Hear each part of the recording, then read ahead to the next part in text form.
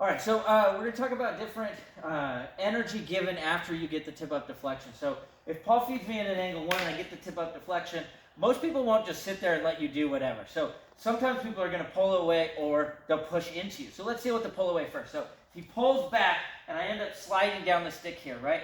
So I've lost the thumb, so I can't really get any control there for the disarm. But I do have a pretty, solid vine attempt here. So what I'm going to do here is strike to the arm.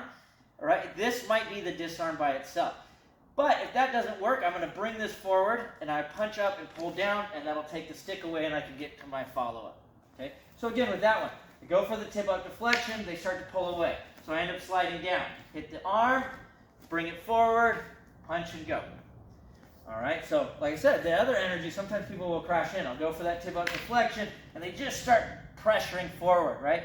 If that happens, right, I don't have a lot of space here, so I need to kind of alleviate that. What I'm going to do is roll my stick over so my puño is over the wrist as I step slightly back.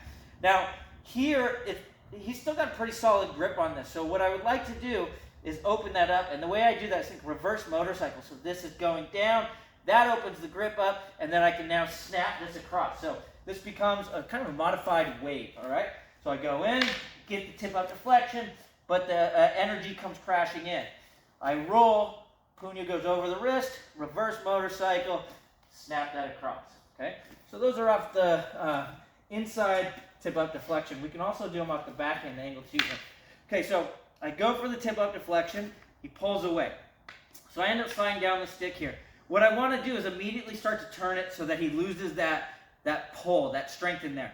I can hit the groin as this starts to go through, then I'm going to go wrist to wrist. Now as soon as I'm wrist to wrist, I want to just flip it over, okay? It's going to be really hard for me to keep the grip with my left hand, so I just don't even worry about it. I have the pressure here on the wrist. I'm safe.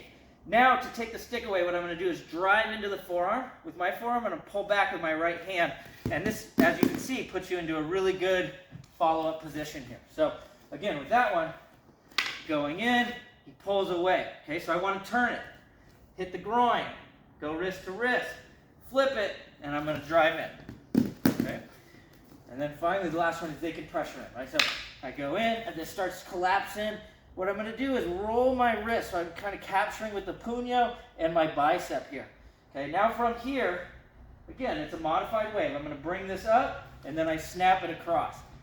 And again, it puts you in a great position here. So the backhand comes in. I get the deflection, but they start to drive forward. I roll, bring this up, snap it across, and follow up.